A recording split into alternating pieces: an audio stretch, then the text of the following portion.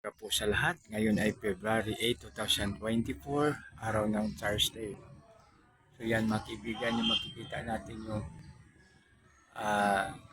mga magandang tanawin dito sa Casamata Hill. Mayroon din po dito I Love Abra. I Love Abra. Tapos makikita natin yung The Sleeping Beauty na isang babae na nagpapahinga. So ito po mga kaibigan. So dito ay nasa higher ground. Sa higher ground pong Casamata Hill at makikita yung sa labas, no? Sa baba po makikita yung malawak na ilog, no? Yung Golden Gate, tapos yung tower doon.